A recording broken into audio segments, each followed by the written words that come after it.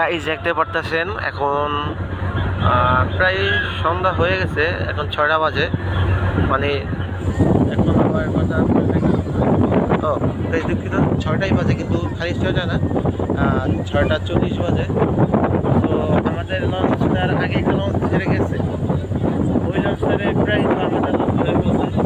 আমাদের লঞ্চটা সম্ভবত 5টা 40-এ ছেড়ে গেছে। 5টা 40-এ ছেড়েছে। 5টা 40-এ ছাড়ার পরে এখন 6টা 40 বাজে।